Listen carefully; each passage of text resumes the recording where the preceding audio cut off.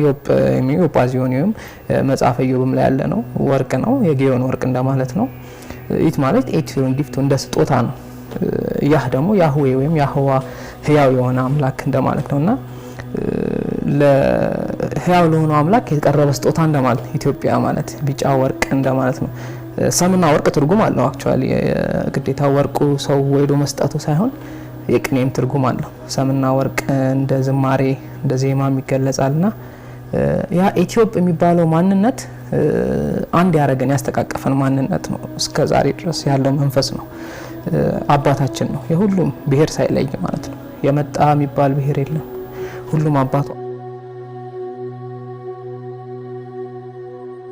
የአንድ ሀገር ታሪክ ትልቅ ከሆነ ትላልቅ የሚባሉት የዓለማት ታሪክ ውስጥ ሂስቶሪያን ውስጥ መኖር አለበት። ያ ታሪክ አትሊስት የሆነ ፍንጭ መኖር አለበት። አሁን የኢትዮጵያ የነ መጽሐፈ ያሻር እነ ጃን ሸዋ ላይ አለ ታሪካችን፣ የነ ኢቴል ታሪክ የነ ኢትዮጵያ ታሪክ።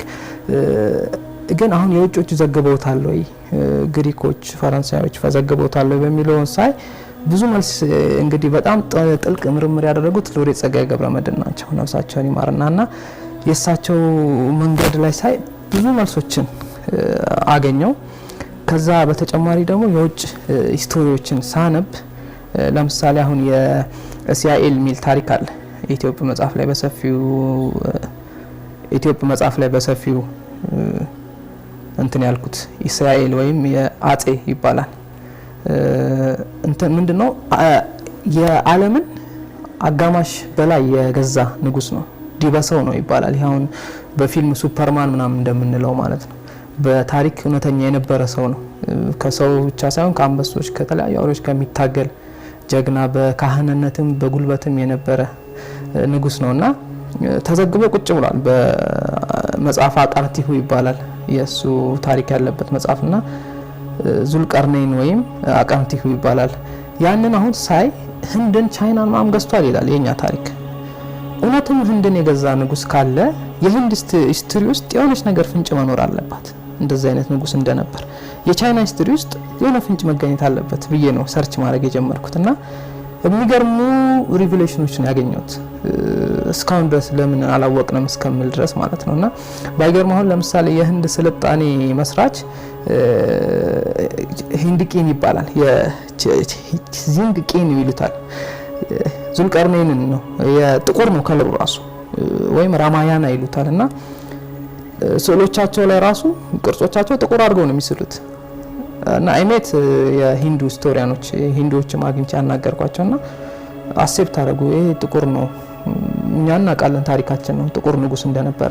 የህንድ ስልጣኔ መስራች ጥቁር እንደነበር ያውቃሉ እነሱ፣ እኛ ግን አናውቅም። ከዛ በኋላ የቻይና ደግሞ እስከ ቻይና ገዝቷል ከተባለ ቻይና ሂስትሪ ውስጥ መኖር አለበት ብዬ ሳይ ቺን ወይም ቂን እንደሚባል ቺን ቂን ይሉታል። ጀሴም ታይም ላይ ዛሬ 2700 ዓመታት በፊት አካባቢ የነበረ ንጉስ ነው። ሞርዛን 500 ከ500 ዓመት በላይ የኖረ ንጉስ ነው ይሄ እስያኤል ምንህና እስያን በሙሉ ነው የገዛው። እስያ ራሱ ስሙ ከዛ ነው ኮይን የተደረገው። እስያ ግዛቱ አህጉር ምንለው አሁን ማለት ነው። እና በዛ ታይም ተመሳሳይ ታይም ላይ ቻይናን የገዛው ጥቁር ንጉስ ነበር። እና ሂስትሪው ላይ አለ። ምንድነው የጠፋው? ማገናኘት ነው፣ ጥናት ነው የጠፋው።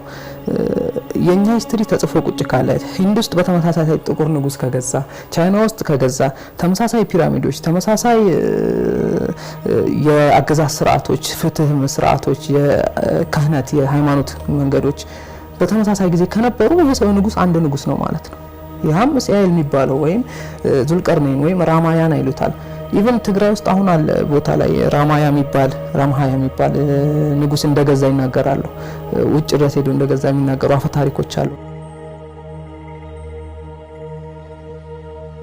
መምህር መስፍን አቅርቤው ነበርና ስለ 7 ቁጥር ሌሎችም ያነሳው ነገር አለ። አንተም መጽሐፎች ላይ እነዚህን ጥበቦች አካተሃልና እስቲ እንግዲህ የምትጨምረው ካለሱ በተከታታይ አቅርቧል። አንተ ደግሞ የምትለው ነገር ካለ የበለጠ ያጠነክራል የሚል እምነት አለ።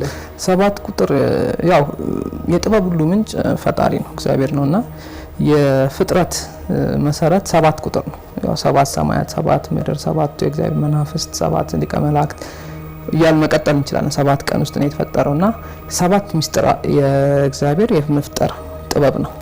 የሰው ልጅም የተፈጠረው በ7 ቁጥር የተዋህዶ ጥበብ ነውና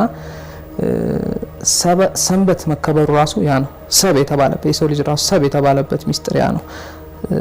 አሁን ለምሳሌ ባለፈው አንድ ሶሻል ሚዲያ ላይ ሼር አድርጌው ነበርና ስዋስቲካ የናዚ ምልክት ብለው ያስቀመጡት አለ። የናዚ ምልክት አልነበረም። ናዚ ከየትም አላመጣም ያን ምልክት። ግን ከኋላ ያለው መልእክት ምንድነው? ያን የእግዚአብሔር ጥበብ እንዲጠላ ማድረግ ነው። የሰይጣን ክሬዲት እንዲሰጥ ማድረግ ነው። ስዋስቲካል ክሮስ ላሊበላ ያለ ናዚ ቅርብ ሰው እና ላሊበላ ላይ ተስሎ የተቀመጠ ነው። ምንድነው? 7 የግዕዝ 7 ቁጥር ተጠላልፎ ነው። ሳብዕ ፊደል ነው፣ ቁጥር ነው። ያ የሚያሳየው ምንድነው? ላሊበላን የገነቡት አባት ጥበቡ ተርተውት ነበር ማለት ነው። ይሄን እና አክሱም ጊዜ የነበረውን ይሄ ጥንታዊ የኢትዮጵያ ጥበብ ነው ሳብዕ የሚለውና የሰው ልጅ በ7 ተዋህዶ መሰረት ላይ የተፈጠረ ነው ሲባል ከታችኛው ቁጥር ስሌት ይባላል። ይሄ ከስሜት አንጻር ሴንስ ኦርጋንስ ምናያቸው አሁን አንተን ያየውክ ነው። ለብሰሃል፣ በልተናል፣ ጠጥተናል። አብዛኛው የኖርንበት ያለው ሌቭል ታችኛው ደረጃ ላይ ያለ ሌቭል ነው አንደኛ ደረጃ የሚባለው ማለት ነው። 7 ተዋህዶ ሲባል አሁን ሁለተኛ ደረጃ ደግሞ ስትሄድ የማዕረግ የእውቀት የንባብ የምናምን እያለ ይመጣል። የተሻለ አሁን አውቀዋል የሚባሉ ሰዎች ሊኖሩ ይችላሉ። አሁን በትምህርት የተሻለ ደረጃ ደርሰው ግን ሶስተኛ ደረጃ ደግሞ ይሄ ሰብአዊነት ስነ ምግባር ምናምን የሚለው ጋር ሳይደርሱ ሲቀሩ የተማረ አጥፊ ይባላል በእኛ አባባል። ተምሯል የተባለው እኮ ነው ያስቸገረውም ሲባል እንሰማለን። ለምንድን ነው? ይሄ ሁለተኛ ደረጃ ነው ገና ይሄ እውቀት የሚለው። ከዛ ደረጃ ያደግ ስትል ደግሞ ጥበብ የሚል ደረጃ አለ። ጥበብ ደረጃ ስትደርስ መማር ላይ ጠበቅብ ይችላል። የተማረ ሰው ላትሆን ይችላል፣ ገበሬ ልትሆን ይችላል። ግን ያ ደረጃ ላይ ደግሞ ልደርስ ትችላል። የተመስጦ የስክነት የጥበብ ደረጃ ነው። ከዛ ደግሞ ቀጥላይ ደግሞ ስትሄድ የልቦና ማስተዋል ደረጃ ስትደርስ ራእይ እስከ ማየት የምትደርስበት ደረጃ አለ። ከዛ ወደ ላይ ከፍ እያልክ ስትሄድ ወደ ፍቅርና ሁሉንም አቃፊነት ወደ ህሊናን ወደ መረዳት 7ኛው ደረጃ ላይ ትደርሳለህ። ይሄ ከእግዚአብሔር መንፈስ ጋር የምትዋሃድበት ተዋህዶ የምትሆንበት ደረጃ ማለት ነው። ይሄ ፍልስፍናም አይደለም። በሳይንስም በመንፈሳዊ በሃይማኖት አስተምሮትም ጥልቅ ጥበብ ያላቸው ሰዎች የተረዱት ማንነት ነው። ተዋህዶ ስትሆን ለምሳሌ ድሮ አንድ ያስቀመጡት የድሮ አባቶቻችን አቶ የሚለውን ማዕረግ የሚሰጡት ያ ደረጃ ላይ የደረሰ ሰው ነው። ስነ ምግባሩ፣ ትህትናው፣ ማስተዋሉ፣ ጠቢብነቱ ታይቶ ነው ደረጃ አቶ ተሃም ይባላሉ። ንጉሶችም አሉ ብዙ በአቶ የሚጠሩ የግብጽ ንጉሶች ኢትዮጵያን የነበሩ ማለት ነው። እና ይሄ ምንድነው የሰው ልጅ ማንነት አሁን ዌስተርኖቹ ፌል እያደረጉ ነው፣ ምዕራባውያኑ ፌል እያደረጉ ነው ማለት ስልጣኔው ይሄ መጨረሻ ላይ ባለው ደረጃ ወይም በቁሳ አካላዊ ደረጃ ላይ ነው ስልጣኔያቸውን ያተኮሩትና ባለፈው ዶክተር ጌትነት ሲያወራ የ5% ላይ ነው ስልጣኔው ያተኮረው ያለው ፕሩቭ የሚደረግ ነገር ላብራቶሪ ያስገብተ ሃይድሮጅን እና ኦክሲጅን ወተር ይሰጠናል እና ይሄ የሚታይና የሚጨበጥ የሚዳሰስ ቴስት የምታረገው ነገር ነው። ያ ስልጣኔ ከ5% በላይ አይደለም እና ክራምብል ያደርጋል፣ ይወድቃል ስልጣኔው እነዚህን 7ቱን ጥበብ አብሮ ይዞ ካልሄደ እና አሁን እንዴት ነው ስታያቸው የዌስተርን የምዕራባውያን እንትን የሰው ስብዕና ላይ እየወደቁ ነው። ፎቅ ተገንብቷል፣ እውቀት አላቸው፣ ቴክኖሎጂ ረቀዋል፣ ግን ስነ ምግባር እየጠፋ ነው። ግብረ ሶዶማዊ አሁን ላስ ቬጋስ ውስጥ 1/3 ሰው ግብረ ሶዶማዊ ነው። ሱሳይድ ሬት ሀብታሙ ሀገር ይብሳል፣ ራሳቸውን ያጠፋሉ፣ መንፈሳዊ ህይወት የላቸውም፣ ሳቲስፋክሽን የለም። ይሄ መደሰት ባለ ነገር መብቃቃት የሚባለው ነገር እና ሲክ እያደረጉ በቃ ይሄ በትግል ውስጥ ነው እየኖሩ ያሉት እና ገንዘብ ያስፈልጋል አያስፈልግም አይደለም፣ ግን ይሄ መጨረሻው ደረጃ ላይ ያለ ነው። ባይገርም ይሄ እንዳለ የምናየው ሲቪላይዜሽን የተባለው ነገር ማለት ነው። ያቺ ደረጃ እንኳን በጣም ረቂቅ ነገሮችን እያሳየችን ነው። የኛ ኢትዮጵያን የድሮ ጥንታዊ እንትኖች ግን ዓለምን ድረስ እንደዚህ ሊገዙ የቻለው እስከ ማያ ፒራሚድ፣ የግብጽ ፒራሚድ፣ የህንድ ፒራሚድ ብታየው በተመሳሳይ አላይመንት ከኮከብ ስድር ጋር ተያይዘው ነው የሰሩት። ጠቢብ ነበሩ፣ በጣም ሊቅ ነበሩ። ያ ነገር ሊሰሩ የቻሉት 5% ውስጥ ብቻ ሆኖ አይደለም። ፒራሚድ ድንጋዩ በጣም ዴንሲቲው ሃይ ነው፣ በጣም ከባድ ነው። ግን በዛ ዘመን የዛሬ 3000 4000 ዓመት ሰርተውታል። በምንድን ነው ካልክ የመንፈሳዊ ኃይል ይሄ ንፋሳት ኃይል እብነ አድማስ የሚባላሉ የተለያየ ጥበብ ነበራቸው።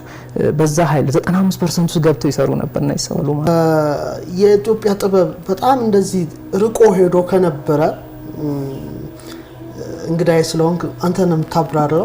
በጣም በቻይናም በግሪኮ ሮማንም ሲቪላይዜሽን በባቢሎኒያን ሲቪላይዜሽን ውስጥ አሻራውን ካሳረፈ አሁን ካለነው ኢትዮጵያውያን ደግሞ እንዴት ሊርቅ ቻለ ብለህ ታስባለህ? እንትን ነው ያስቆጫል። አንዳንዴ የነበሩበትን ስልጣኔ አይተህ አሁን ያለነው ደግሞ ስታይ ያስቆጫል። ግን በእኛ ትውልድ ብቻም አይደለም ችግሩ የተፈጠረው። መለስ ብለን ካየነው አሁን ሜጀር ፖይንቶች አስቀምጫለሁ።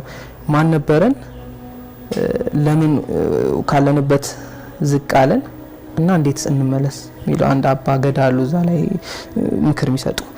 ከዛ በኋላ ደግሞ ማረጋገጫውን ደግሞ አንድ ባህታዊ ያለው አባ ይልካ ነው የሚባሉ እሳቸው ይሰጡታል። በሶስት ነጥብ ነው ያስቀመጥኩትና ማን ነበረን እንግዲህ እስካሁን ያልኩክ ነው። ዓለም ላይ ታፈርን በጉልበት ሳይሆን በፍቅር የገዛን በማስፈራራት አሁን እንደና አሜሪካ በኒውክሊየር ሳይሆን በመንፈሳዊ ጥበብ ጥልቀት ዓለምን የሳበን እነ ግሪክን ያነቃን እነ ሮማን ያነቃን እነ ግብጽ ሲቪላይዜሽን የመሰረትን ህንድን የመሰረትን ሀገሮች ነን። በሰራዊት እንትንም ካየህ ሞሮፍ በምርኮ በጉልበት በማሳየት ብቻ ያለን አቅም ምን ማረካ እንትኖች ነበር ሳንዋጋ። ያ እንግዲህ ግልጽ ነው ታልቅ ነበርን፣ ምንም ጥያቄ የለውም። አሁን ደግሞ ወደዛ ለምን ወረደን ሲባል እኔ አንድ የራሴ ያገኘሁት ነገር ምንድነው ከእግዚአብሔር ተጣላን። የሆነ ሞመንት ላይ ምንድነው የተከሰተው? ታላቅ ጥበብ ነበራቸው። የዛሬ 3000 ዓመታት 3000 ዓመት በፊት የነበሩት ታላቅ ጥበብ ነበራቸው። እግዚአብሔር የሰጣቸው ያ ጥበብ ሲገለጽ ሄደው የተለያዩ ዓለማትን ሲገዙ ፒራሚዶችን ሲሰሩ ኢነርጂ ሶርስ ናቸው እንደ ፒራሚዶች ራሱና የሌሎች አገር ባሪያዎችን በላቸው ተገዢዎችን በላቸው እንደ አምላክ ነው የጀመሩኛ ነገስታቶች እና ለነዛ ንጉሶች ቅርጽ ጣዖት መቅረጽ ጀመሩ። በተለይ ግሪካውያን በዚህ ታወቀ ጣዖት ቀረጹልን። ፒራሚድ ላይ አሁን እዚህ መጽሐፍ ላይ አንድ እንትን ያልኩት የኢትዮጵያ ላይ የፒራሚድ የፈርዖኖች አፍንጫ እንዳለ ተሰብሮ ነው ያለው። ለምን ብለህ ብጠይቅ እንግሊዝ እንትን ቅኝ ግዛት የዛኔ ሲገዙ ሲያዩ እንዳለ የፈርዖን አፍንጫዎች እንዳለ ደፍጣጣ ናቸው። ጥቁር ስለነበሩ ይሄ እንደ ፈረንጅ እንዲቀጥ ያለ እንትን አልነበረም። በቃ እንዲ ገባ ያለ የአፍሪካውያን የኩሽቲክ እንትን ያላቸው አፍንጫዎች ናቸውና ጥቁር የኛ ሲቪላይዜሽን እንዳለው ዓለም እንዲያውቅ አልፈለጉ እና እንደገቡ አፍንጫቸውን የሰብሩት። ማንም ጉግል ላይ ገብቶ ማየት ይችላል። እና ይሄን ነገር ታላቅ ሲቪላይዜሽን ስንመሰርት ለኛ መሰገድ ሲጀምር እግዚአብሔርን ረሳን እና ጋርነን ማለት ጀመርን። ፈርዖኖች ነበር። እኔ ማይካድ ነው። ሙሴን ያስጠጋው ዮቶር ኢትዮጵያዊ ነው። ሙሴን ያባረረው ፈርዖንም ኢትዮጵያዊ ነው። ማለት ይሄ ታሪካችን ነው። በትክክል ብዙ ጸሐፍት ጽፈዋል። በተለይ አላጠና ነው እንጂኛ በተለይ በጣም ብዙ ታሪክ ተመራማሪዎች ኢጂፕቶሎጂስት የሚባሉ አሉ። በጣም የሚገርሙ ጽሁፎች ነው የጻፉት። በተለይ በጣም በርካታ ፈርዖኖች ከዚህ ሄደው ጭምር እንዳስገዙ ከነስማቸው ከነታሪካቸው አለ። ወደፊት በዝርዝር ሊቀርብ ይችላል። ኢቭን ሳራ በረሃ የሚባለው ራሱ በጣም ለም ቦታ ነበር። በጣም አሁን ከስር ለስር እየቆፈሩ ነው። ዶክመንተሪዎች ዳውንሎድ አድርገው ማየት ይችላል ማንም ሰው። ውሃውን እያገናኙት ነው። ከአልጄሪያ እስከ ግብጽ እስከ ሊቢያ ድረስ ውስጥ ለውስጥ ውሃ አለ። የድሮ ሲቪላይዜሽን የነበረው ጋርደን ግሪን ጋርደን ገነት ነበር የሚባለው ምድራዊ ገነት በመጽሐፍ ቅዱስም አለ። መዝሙረ ዳዊት ላይ ራሱ ይናገራል። ያን የመሰለ ውብ እንትን ተቆጣቸው፣ ምስልህን ረስተው እውቀቱን ረስተው ምስሉን ብቻ ማምለክ ጀመሩ ይላል እና በጣም የሚገርም ጎርፍ ነው እንትን ያለው። አባይ ደግሞ ለብዙ ዓመታት ነው የደረቀባቸው። ሳራ በረሃ በዛ ቁጣ ነው የተፈጠረው እና ያ ሲቪላይዜሽን ተንኮታኮተ ማለት ነው። በራሳችን ያው ጥፋት እንግዲህ ውስጥ ኩራት ይፈጠራል። ሰው እኮ አንዳንዴ ሲያከብርህ ዝቅ ማለት ራስ ማስተዋወስ አለብህ። ማን ነው መሰረቱ ስትል እግዚአብሔር ነው የሰጣቸው ያን ጥበብ። እግዚአብሔር ተቆጣበን። ከዛ ደግሞ ስልጣኔያችን ተንኮታኮተ። ከዛ በኋላ ደግሞ የውጮቹ የኛን ስልጣኔ የወረሱት እነ ግሪክ እነ ግብጽ ዋቴቨር እንተበላቸው የኛን ሂስትሪ ማጥፋት ጀመሩ። የክሌም ማድረግ ጀመሩ የነሱ እንደሆነ ያ ሂስትሪ የኛ ነው ብለው ራሳቸውን ታሪክ መጻፍ ጀመሩ። የኛዎቹ ደግሞ ፈዘዙ። በዛ መሀል ላይ ትልቅ ጋፕ ተፈጠረ። ያዛኔ አሁን የዛሬ 1600 ዓመት የና አክሱማይት የነ ኢቲኤል ስልጣኔ ላይ አልነበርንም ማለት ነው። ዲሚኒሽ እያደረግን ነበረ። ሲቪላይዜሽን ዲሚኒሽ እያደረግን የነሱ ሲቪላይዜሽን ደግሞ እንደ አዲስ እነ ፐርሺያ እየተነሱ ነበር እና ሮም ያ ስልጣኔ ከኛ የቀዱትን መጽሐፍ ወደ እንትን እየቀየሩ ማለት ነው። እና ያቺ ጋፕ ለኢትዮጵያ ትልቅ ለውጥ አምጥታለች። ከዛ ደግሞ መነሳት የሚችል ደግሞ ጀነሬሽን አሁን በነ ላሊበላ ያንን ትልቅ ሲቪላይዜሽን ለመመለስ ሞክሯል። በጣም ግን ዙሪያ ላይ የነበሩ ሰዎች ሊሆን ይችላል አይ ዶንት ኖ ጋር ነው እግዚአብሔር ነው የሚያውቀው። ግን መመለስ ሳይችል ቀረ። ያው እሱ የራሱን አሻራ አሳልፏል። ግን ሌሎችን ሀገር ለመግዛት ትልቁን ኢቴልን ሲቪላይዜሽን ለመመለስ አልቻለም። ከዛ በኋላ የመጣ ያለው ትውልድ ሞሮፍ ውጭ አምላክ የሆነ አሁን በቅርብ አመታት ላይ ኮሚኒዝም በለው ፌዴራሊዝም በለው ዋቴቨር እንደኛ አይደለም፣ ሶርሱ የኛ አይደለም፣ ኮፒ ፔስት ነው እና በውጭ ደግሞ አይታደግም። ምክንያቱም ፋውንዴሽን ያስፈልጋል አንድ ነገር። ኢትዮጵያዊ ነን ዞሮ ዞሮ ካናዳዊ ወይም ስዊድናዊ ልንሆን አንችልም። ስለዚህ ፋውንዴሽናችን ኢትዮጵያዊነት ነው። ከነሱ ጥሩ ነገር ተወስዳለህ ከምናየው ካሜራ ከምን ጀምሮ፣ ግን ያ ደግሞ ከማንነታችን መራቅ የለበትም። ሁሉም ወጥቶ ለሰላም ለፍቅር ልጆችን ማስተማር ልጆችን መምከር ያስፈልጋል እና ይሄ ነገር ትንሽ ችግር ይፈጥራል። አሁን ባለን ችግር ላይ ሌላ ደግሞ የነሱን እንትን ምንድነው ትርፍራፊ የወደቀ አስተሳሰብ እቃ፣ ብር፣ ገንዘብ፣ ሴክስ፣ ሱስ ማምለክ ይሄንን እየጫኑብን ነው።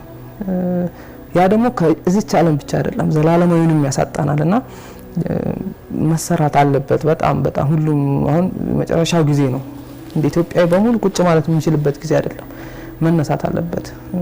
ለምሳሌ የሚል ብዙ ጊዜ ካየ በታሪክ ዓለም ፌል ሲያደርግ እንደ ህዝብ እንደ ሰው ፌል ሲያደርግ ይሄ ስብናው ሲወርድ ኢትዮጵያውያን ነበሩ የሚመልሱት። ከኒፎሊየምስ ጀምረን ሄኖክ ሄደው መልእክት ሲነግር የነበረው ሄኖክ ነው፣ ኢትዮጵያዊ ነው። ከዛም በኋላ ካየ ሙሴ ሲሰደድ ያስጠጋው ያስተማረው የመከረው ኢትዮጵያዊ ነው እና የቶራብ ናቸው። በዛ ከክርስትና አንፃር ድንግል ማርያምን ያስጠጉ ከነ ክርስቶስ ጋር ዋልደባ ገዳም ያሳደጉ እና ይሄን ስታይ የዓለም እንትን ሲወድቅ ሪዘሬክት የሚያደርግባት የፍጥረት ህግ ነች። የክብ ዓለም ምዕራፍ ዞሮ መጀመሪያ ይለዋል ቴዲ እንትኑ ላይና ሁሌም መጀመሪያው እዚህ ነች። አሁን ዓለምን ስታየው በጣም ጥንቅጦ ወጥቷል። እንዳልኩ ኃጢያት በኃጢያት እንትኑ ተከምሯል። እርስ በርስ መዋጋት ነው። አንዱ ባንዱ ላይ ኃይሉን እያሳየ ነው። ዓለምን የሚያጠፉ መሳሪያዎች በስተዋል። በዚህ ሰዓት ኢትዮጵያውያን ናቸው ያንን ቅድስና እንደ አዲስ ማስታረቁን ፍቅሩን ምኑን የሚያምጣት ያለባቸው እንደ ሀገር ማለት ነው እንጂ እኛም ፌል ካረግን ቅጣቱ ተመልሶ ይመጣል ማለት ነው። ምናልባት አጠገባችን ያሉ ግን ያላስተዋልናቸው በርካቶች ነገሮች ይኖራሉ ብዬ አስባለሁ። በተለይ በኃይል ዘርፍ በማዕድናቱ ዘርፍ የጥንት ስልጣኔያችንን ለመመለስ በመናደርገው ነገር እነ ካሲዮፒያ እነ አንድሮሜዳ እነ ሴፈስ የዛሬ 4000 ዓመት ስነፈለኩን መርምረዋል። ምንም ልንክደው ምንችለው ነገር አይደለም። ማንም ደስ ቢለውም ቢያዝንም ቢከፋም ቢደሰትም የኢትዮጵያ ስም ጠፈር ላይ ተመዝግቧል።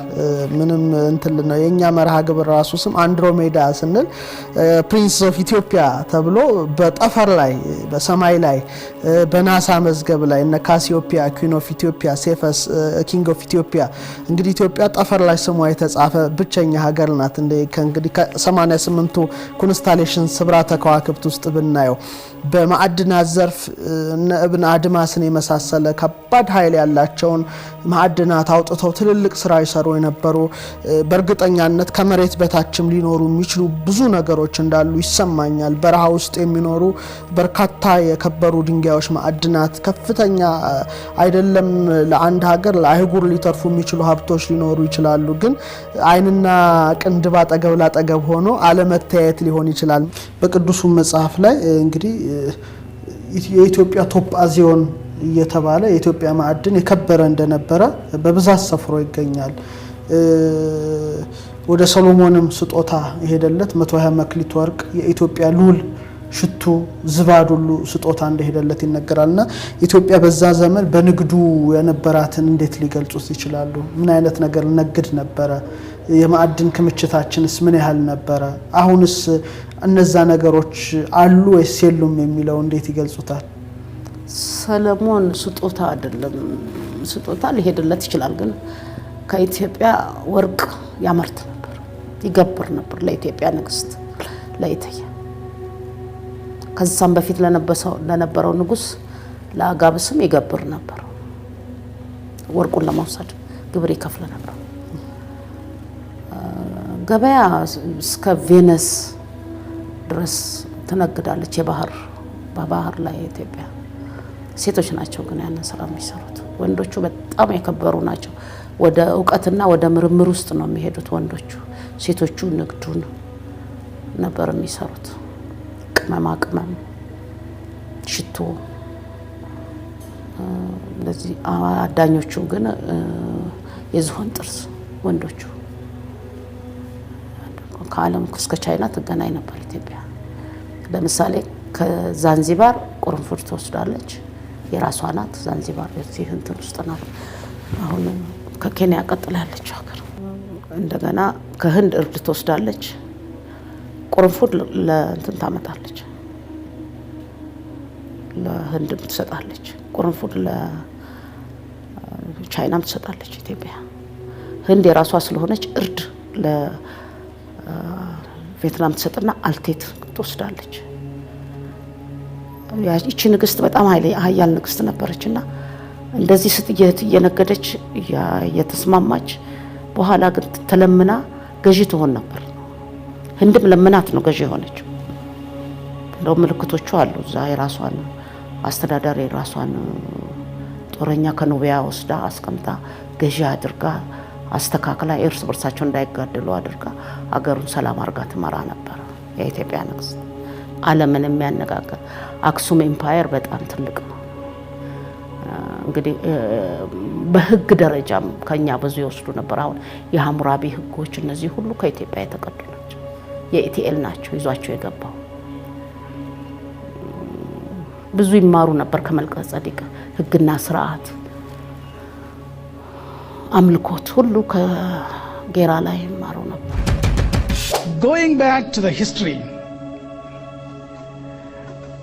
what is the connection between India and Africa?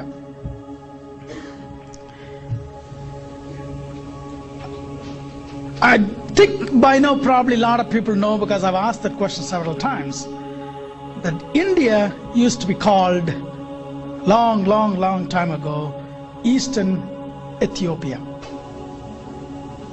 Everybody knows that, right? No? Yes. Okay. Yes. Yes. You also probably heard there is a big river in India called Ganges. Okay. To be frank, till 2 years back, I did not know what the meaning of the word Ganges. I simply know Ganges is Ganges. Do you know the name Ganges is one of the strongest and famous emperors of Ethiopia? That's right. Do you think some crazy Aryans would name a big river in India after an African emperor? Would not. Simple logic says that. In southern part of India, a particular god is being worshipped by the local people. His name is Murugan. He is always on top of the hill.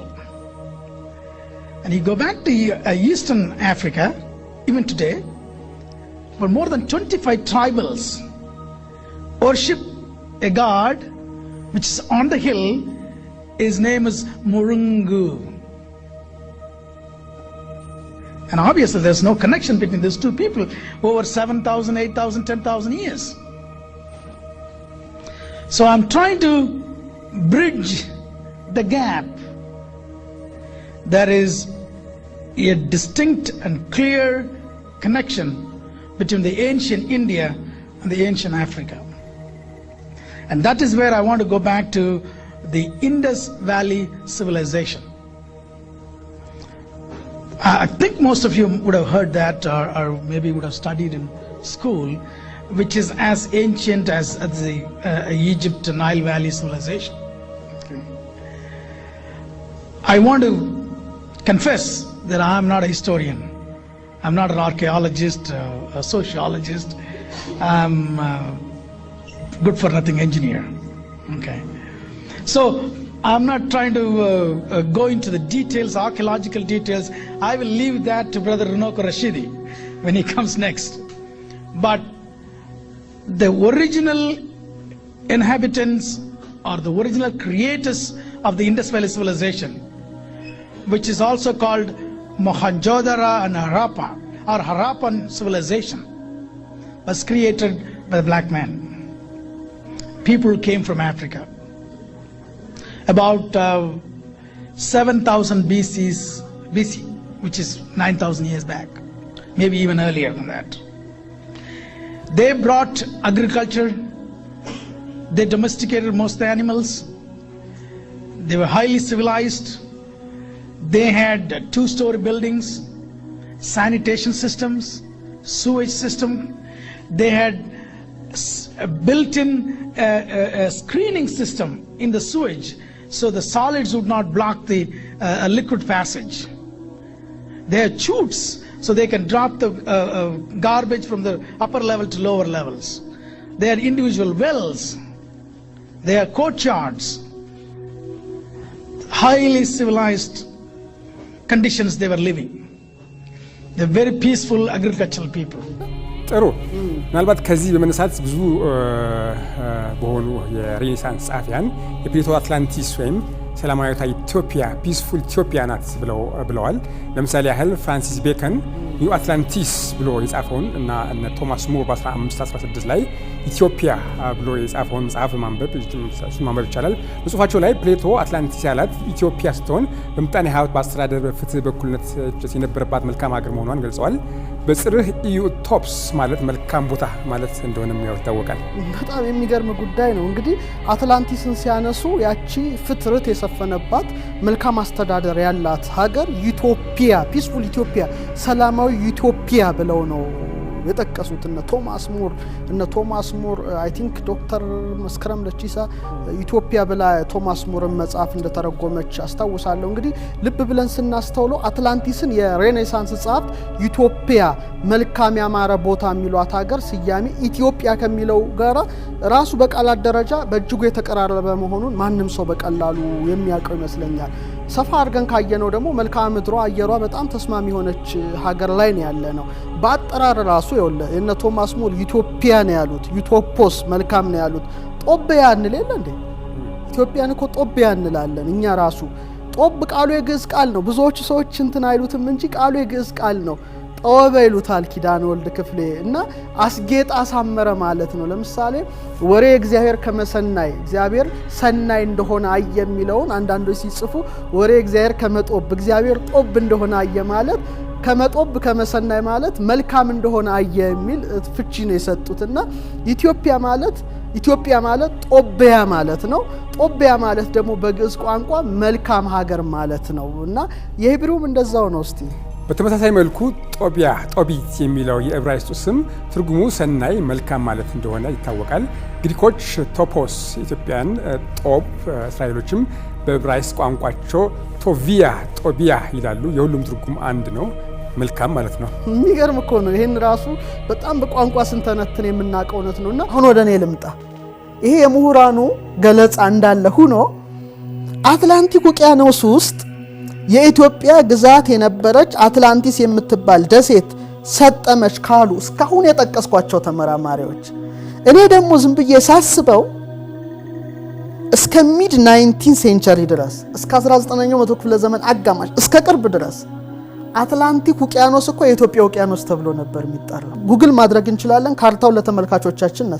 አትላንቲክ ውቅያኖስ በሙሉ የኢትዮጵያ ውቅያኖስ ተብሎ አሁን ነው እንግዲህ አትላንቲክ ተብሎ የተቀየረው እንጂ የኢትዮጵያ ውቅያኖስ ተብሎ ይጠራ ነበር። ለምንድን ነው ያ ሁሉ ውቅያኖስ በኢትዮጵያ ስም የተሰየመው ነው? ለምንስ እንዲቀየር 19ኛው መቶ ክፍለ ዘመን አጋማሽ ላይ አደረጉት ሰዎች ነው። ይሄን ሳይ እኔ መጨረሻ ላይ ምን ነገር አጠናው መሰለ? በተለይ የስነ ቁፋሮ ባለሙያዎች አርኪኦሎጂስቶች የጥንት የኢትዮጵያውያንን ስልጣኔ በየቦታው ማግኘታቸው አስደንግጧቸዋል። እኛ ምንም እንደተፈጠረ አናውቅም። በመሰረታዊ ነገሩ የጥንት ስልጡን ህዝቦች ግን ኢትዮጵያውያን የት አሻራ እንዳሳለፉ ሲያዩ በጣም ከመደንገጣቸው የተነሳ ይሄን በጣም ገናና የነበረውን የኢትዮጵያን ስልጣኔ ወደ መሸፈንና ወደ መሰወር ሄደዋል። ነገር ግን ለተመራማሪዎች ክብር ይግባቸውና ለታማኝ ተመራማሪዎች በተለይ ሉዱግ ሄሪኒ በጣም የታሪክ ተመራማሪ ነው። በተለይ ድሩሱላም ጠቅሰዋለች። እንዲህ ብሎ ጽፏል። ከጥንት ታሪክ ጀምሮ ኢትዮጵያውያን እጅግ የተከበሩ ነገር ግን ምስጢር የሆኑ ህዝቦች ናቸው። በቅርብ በተገኙ የስነ ቁፋሮ ግኝቶች ሁሉ የነዚህን ጥንት የነበሩ ህዝቦች አሻራ በልዩ ልዩ ግዛቶች ማግኘት የተለመደ ነው። ጥንታዊ ግብፅን ብትጎበኙ፣ ወደ ኤፍራጥስና ጤግሮስ ወንዞች ብትሄዱ የጥንታዊዋን ኢትዮጵያ ታሪክ ታገኛላችሁ። የነዚህን ድንቅ ህዝቦች ታሪክ በጥንታዊው ግሪክ ታሪክ ውስጥም ሲያብረቀርቅ ታገኛላችሁ ብሎ ነው የጻፈው። ስለዚህ በአራቱ አፍላጋት የነበሩ ሲቪላይዜሽኖች ወደ ማያ ብንሄድ፣ ወደ ኢጅፕት ብንሄድ፣ አልፎ ተርፎም እስከ ህንድ ያሉትን ፒራሚዶችና ሐውልቶች ብንመረምር ይሄ አሻራ መገኘት ልማድ ሆኗል። ስለዚህ ድሩሱላ ዱንጂ መጽሐፋችን ላይ ጠቅሰናታል። ሂውስተን አሜሪካዊቷ ታሪክ ተመራማሪ ወንደርፉል ኢትዮጵያንስ ኦፍ ዘ ኤንሸንት ኢምፓየር ኩሸቲክ ኢምፓየር በሚል መጽሐፏ ላይ ምን ብላለች? ይህን ስላወቀች የጥንት ኢትዮጵያውያንን እውነተኛ ታሪክ ለመደበቅ ሴራዎች ወይም ደባዎች በጋራ ስምምነት የጸደቁ እስኪመስሉ ድረስ ይደረጋል። ዛሬ ድረስ የኢትዮጵያ እውነተኛ ታሪኮች በምስጢርነት የተያዙ ይመስላል ነው ያለችው። ስለዚህ እቺ ታላቅ ሀገር ታሪኳ በምስጢር እንዲቆለፍ ነው የተደረገው።